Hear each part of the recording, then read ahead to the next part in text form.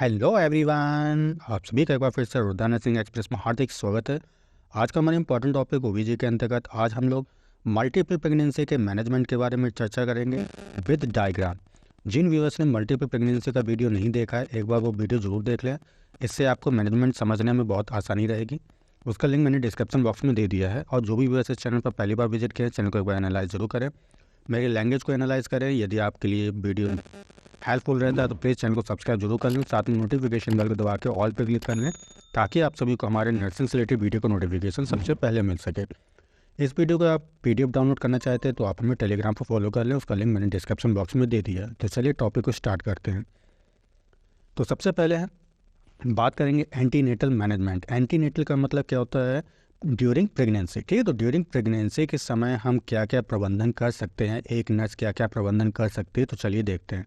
सबसे पहला हमारा पॉइंट लिखा है provide iron and folic acid to prevent anaemia. ठीक है, मदर में एनीमिया को रोकने के लिए हमें आयरन देना है। कितना आयरन देना है? याद रखिएगा 60 से 100 ग्राम यानी कि 100 मिलीग्राम जो है आपको यहाँ पे आयरन देना है और फॉलिक एसिड देना है। राइट, चलिए नेक्स्ट हमारा पॉइंट है encourage the mother to take extra 300 kilo calorie energy. हमें जो है मदर को प्रोत्साहित करना है कि वो ज़्यादा से ज़्यादा यानी कि एक्स्ट्रा 300 किलो कैलोरी एनर्जी का उपभोग करे। ठीक है, टेक करे वो। ठीक है, चलिए नेक्स्ट पॉइंट हमारा encourage the mother to take extra protein, calcium, vitamin and minerals. ठीक है, मदर को हम बताएंगे कि वो जो है एक्स्ट्रा प्रोटीन ले, कैल्शियम ले, विटामिन ले, मिनरल्स ले। ठीक है, चलिए नेक्स्ट पॉइंट है हमारा encourage the mother to take 1000 to 1200 ml per day, यानी कि 1 लीटर से 1.2 लीटर मिल्क जो है पर डे वो मदर हमारी ले दूध। ठीक है, नेक्स्ट हमारा पॉइंट है advise the patient for regular antenatal visit and each visit all important examination should be perform. ठीक है, हम मदर को ये सलाह देंगे कि एंटीनेटल के दौरान यानी कि ड्यूरिंग प्रेगनेंसी के दौरान वो रेगुलर जो है हॉस्पिटल में विजिट करे और प्रत्येक विजिट में जो है सभी प्रकार के जो इंपॉर्टेंट एग्जामिनेशंस होते हैं वो हम इसमें परफॉर्म करते हैं। राइट, चलिए नेक्स्ट हमारा आफ्टर 24 वीक्स ऑफ प्रेगनेंसी। ठीक है, यानी कि प्रेगनेंसी की 24 हफ्ते बाद में advise the patient for bed rest. हम जो है पेशेंट को एडवाइस करेंगे कि वो जो है बेड रेस्ट ले। ठीक है, चलिए नेक्स्ट पॉइंट हमारा clear the doubts of mother and provide psychological support. माँ के जो भी डाउट्स होते हैं प्रेगनेंसी से रिलेटेड उसको वो क्लियर करे ना। ठीक है, और साथ में साइकोलॉजिकल सपोर्ट भी प्रदान करे। राइट, चलिए नेक्स्ट हमारा पॉइंट है monitor the symptoms of pre eclampsia after 20 weeks of pregnancy. ठीक है, 20 हफ्तों की प्रेगनेंसी के बाद में प्री एक्लेम्पसिया के लक्षणों को जो है मॉनिटर करता रहे।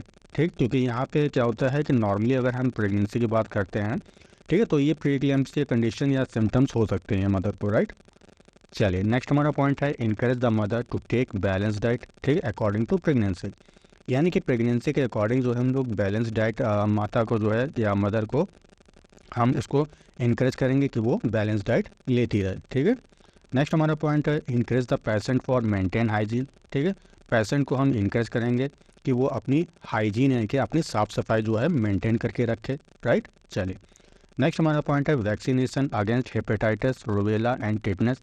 ठीक है, हेपेटाइटिस, रूबेला और टिटनेस जैसी जानलेवा बीमारियों से बचाने के लिए मदर को वैक्सीनेशन हम करेंगे। राइट, चलिए अब हम देखेंगे मैनेजमेंट ड्यूरिंग लेबर। लेबर के समय हम लोग कैसे जो है इसका मैनेजमेंट करते हैं। तो सबसे पहले हम बात करेंगे फर्स्ट स्टेज की। ठीक है, तो a skilled obstetrician, neonatologist, presence of ultrasound machine and experienced anaesthetist.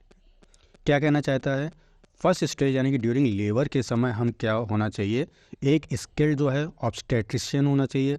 ठीक है, नियोनेटोलॉजिस्ट होना चाहिए साथ में, और अल्ट्रासाउंड मशीन जो है उसकी उपस्थिति होनी चाहिए, और साथ में एक्सपीरियंस्ड एनेस्थेसिस्ट होने चाहिए। ठीक है, चलिए नेक्स्ट हमारा पॉइंट है bed rest to prevent early rupture of membrane. ठीक है, यानी कि कहने का मतलब क्या है, यहाँ पे पेशेंट को हम बेड रेस्ट के लिए जो है इसको इनकरेज करेंगे ताकि जो है रप्चर ऑफ मेम्ब्रेन यानी जो एमनियोटिक मेम्ब्रेन है उसको रप्चर होने से बचाया जा सके। ठीक है, नेक्स्ट पॉइंट है limit use of analgesic drugs.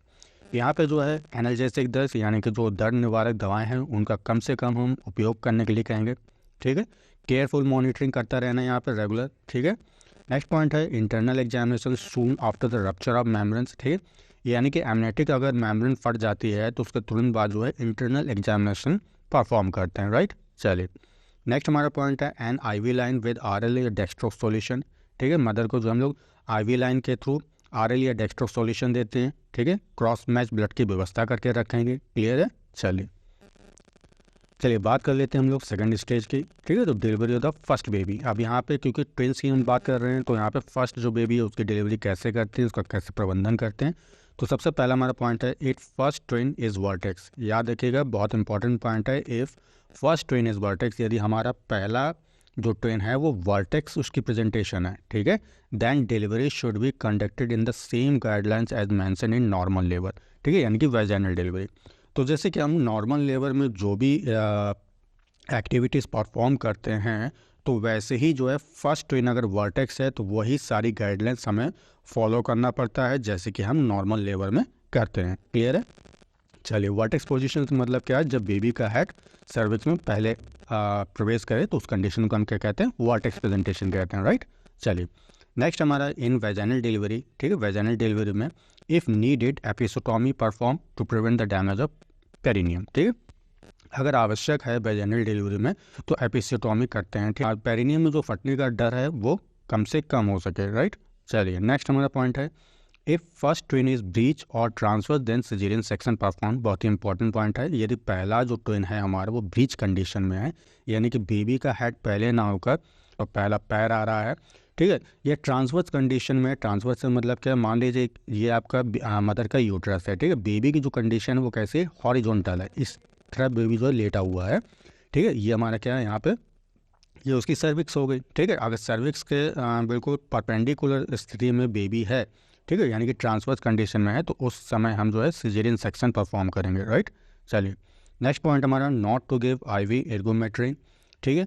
इस समय हम जो है एर्गोमेट्रिन IV नहीं देंगे, ठीक है। क्यों नहीं देंगे? क्योंकि हम जानते हैं कि इसको एर्गोमेट्रिन का यूज़ कहाँ करते हैं? PPH यानी कि पोस्टमार्टम हीमोरेज के ट्रीटमेंट में करते हैं, ठीक है। जब हम ब्लीडिंग ही रोक देंगे तो उस समय दिक्कत होगी बेबी को आने में, ठीक है।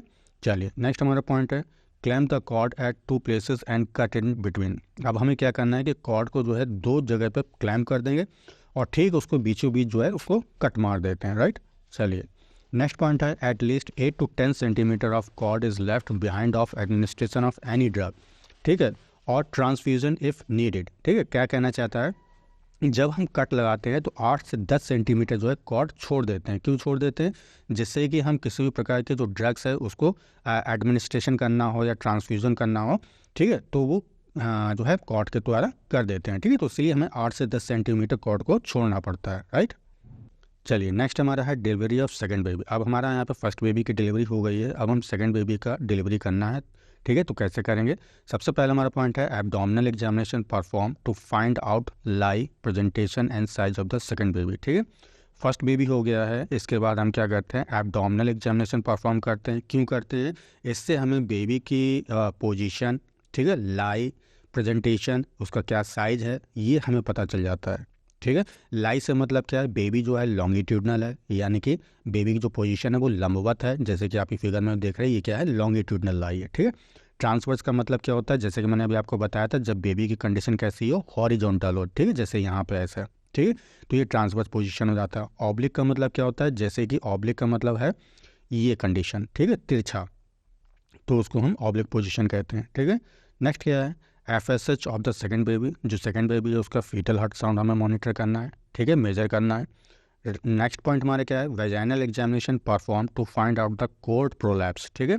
अब हमें क्या करना है? वेजाइनल एग्जामिनेशन करना है कि किसी प्रकार का कहीं कॉर्ड प्रोलैप्स तो नहीं हुआ है। कॉर्ड प्रोलैप्स का मतलब क्या होता है? जब सर्विक्स में सबसे पहले अम्बिलिकल कॉर्ड बाहर आ जाए तो वो कंडीशन क्या कहलाती है? हमारी कॉर्ड प्रोलैप्स कहलाती है, राइट। चलिए नेक्स्ट हमारा पॉइंट है, इफ़ लाई इज़ लॉन्गिट्यूडनल, ठीक है।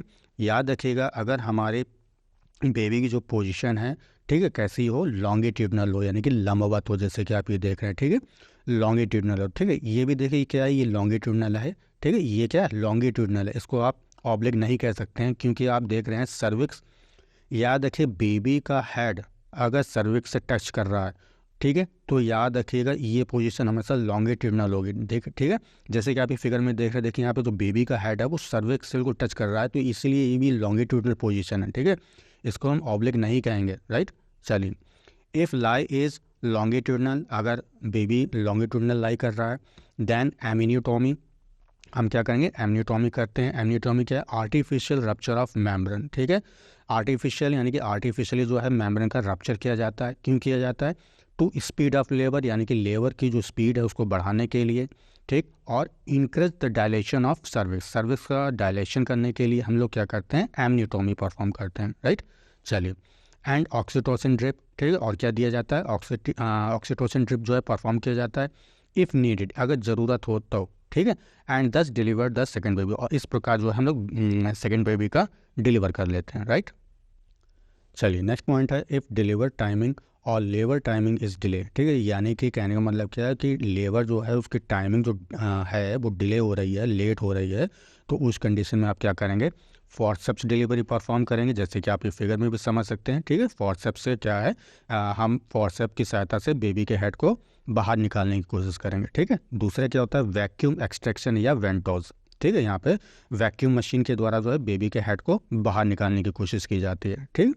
नेक्स्ट क्या है, ब्रीच एक्सट्रैक्शन, जैसे कि आप इस फिगर में भी देख रहे हैं, बेबी के दोनों पैर को पकड़कर बाहर निकालना, ठीक है। द फीट आर ग्रैप्ड, पकड़ लिया जाता है बेबी के फीट को, and entire foetus is extracted, ठीक है। और पूरे बेबी को बाहर निकाल लिया जाता है, फीटस को बाहर निकाल लिया जाएगा, राइट। नेक्स्ट हमारा पॉइंट है, इफ लाई इज ट्रांसवर्स या oblique then following manual procedure is perform, ठीक है।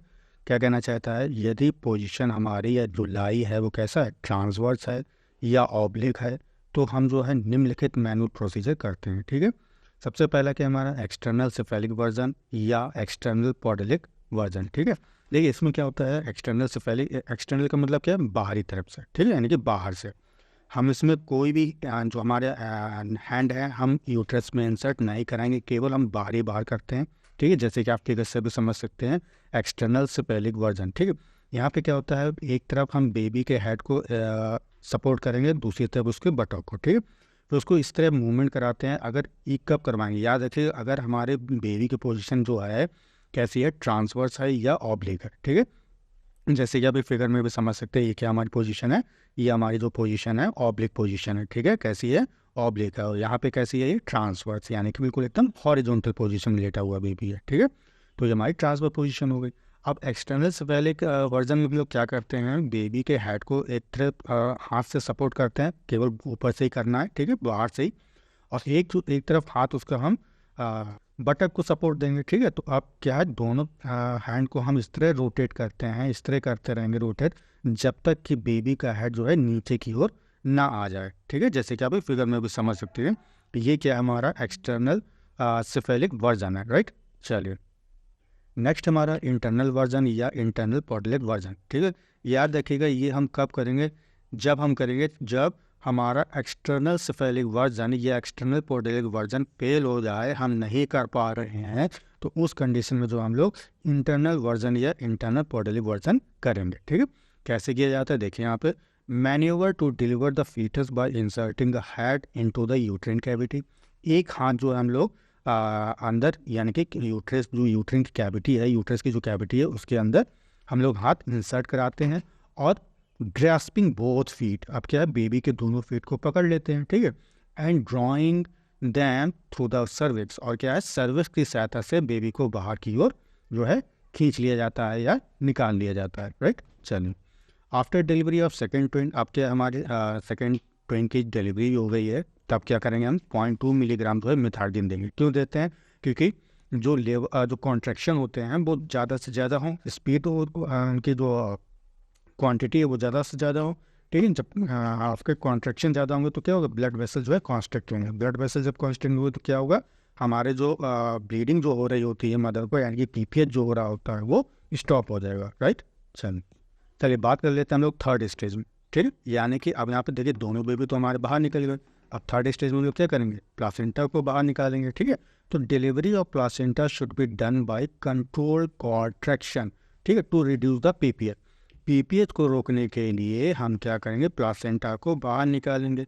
कौन से मेथड से निकालेंगे, याद रखिए, कंट्रोल कॉन्ट्रैक्शन, ठीक है। जैसे कि आप फिगर में भी समझ सकते हैं, कंट्रोल कॉन्ट्रैक्शन में क्या होता है, काउंटर यहाँ पे जो है फोर्स लगते हैं। एक हाथ से जो हम लोग क्या करेंगे, कॉर्ड को जो है ट्रैक करेंगे, खींचेंगे, और जो दूसरा हाथ हमारा होगा, ठीक है, उसको हम लोअर एब्डोमिनल को प्रेस करते हैं, ठीक है। तो ये दोनों के जो फोर्स की जो डायरेक्शन होती है वो कैसे होती है, अपोजिट होती है, ठीक है। तो traction on the umbilical cord while maintaining counter pressure upward by placing a hand on the lower abdomen, right. चलिए नेक्स्ट हमारा पॉइंट है after delivery of placenta. Placenta की डिलीवरी के बाद में close observation of patient should be done at least 2 घंटे, ठीक है, 2 आवर्स। यानी कि प्लासेंटा की डिलीवरी के बाद में कम से कम जो है हम लोग 2 घंटे तक मदर की निगरानी रखेंगे उसको, ठीक है। Oxidation drip continue at least 1 hour to reduce PPH, और कम से कम 1 घंटे तक जो हमें उसको ऑक्सीटोसिन ड्रिप चढ़ाते रहेंगे। क्यों चढ़ाते रहेंगे, क्योंकि हमें पीपीएच को रिड्यूस करना है या रोकना है, राइट।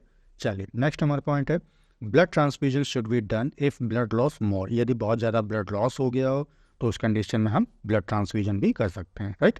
चलिए नेक्स्ट पॉइंट है हमारा provide sedative to reduce pain and induce sleep, ठीक है। माता को जो हम लोग सिडेटिव ड्रग्स प्रोवाइड करेंगे, क्यों करते हैं, क्योंकि ये जो है नींद लाने में हेल्प करती है, पेन को कम करने में हेल्प करेगी, राइट। नेक्स्ट हमारा इंडिकेशन फॉर सिजेरियन सेक्शन, ठीक है, इंपॉर्टेंट पॉइंट है। सिजेरियन सेक्शन हम कब परफॉर्म करेंगे, कौन कौन से कंडीशन परफॉर्म करेंगे। तो सबसे पहला हमारा क्या है, कंजॉइंट ट्विंस। कंजॉइंट ट्विंस का मतलब क्या है, जब बेबी यानी कि जो ट्विंस होते हैं, जो जुड़वा बच्चे अगर जुड़े हैं शरीर से, तो वो कंडीशन क्या कहलाती है, हमारा कंजॉइंट ट्विंस कहलाता है। नेक्स्ट क्या, कॉन्ट्रैक्टेड पेल्विस, अगर पेल्विस जो है बहुत ज़्यादा संकुचित हो गई हो, ठीक है। सीवियर प्लासेंटा प्रीविया हो, ठीक है। नेक्स्ट ये हमारा सीवियर प्री एक्लैम्सिया हो, राइट। फर्स्ट ट्विन और both twin have a transverse और ब्रिज प्रेजेंटेशन, ठीक है। यदि दोनों ही ट्विन जो हैं कैसे हो, ट्रांसवर्स पोजीशन हो यानी बेबी हॉरिजॉन्टल लेटे हो, या ब्रिज प्रेजेंटेशन हो, ठीक है, पहले आ रहे हो, ठीक है, तो ये ब्रिज प्रेजेंटेशन कहलाता है, राइट। चलिए नेक्स्ट क्या है, previous history of caesarean section. यदि पहले कभी सिजेरियन सेक्शन हुआ हो, ठीक है, तो भी हमें सिजेरियन सेक्शन परफॉर्म करना पड़ेगा, राइट। नेक्स्ट क्या है, cord prolapse of first baby. अगर फर्स्ट बेबी का कोर्ड प्रोलैप्स हुआ, कोर्ड प्रोलैप्स मैंने अभी आपको बताया भी था, कोर्ड प्रोलैप्स क्या होता है, जब बेबी की अम्बिलिकल कॉर्ड सबसे पहले जो है, बेबी ना मतलब बेबी जो है यहाँ पे बाहर नहीं आ पा रहा है, लेकिन अम्बिलिकल कॉर्ड जो वो पहले आ रहा है, तो ये कंडीशन क्या कहलाएगी, कॉर्ड प्रोलैप्स कहलाएगी। क्लियर है। चलिए आशा करता हूँ टॉपिक आपको अच्छे से समझ में आ गया होगा। टॉपिक कैसा लगा कमेंट करके ज़रूर बताएं, और आपके जो भी क्वेरी हो या कोई आपको टॉपिक पूछना हो तो उसे कमेंट बॉक्स में ज़रूर लिखें, उसका आंसर देने में मुझे खुशी मिलेगी। तो तब तक के लिए अपना ख्याल रखें, take care, bye bye, thank you so much.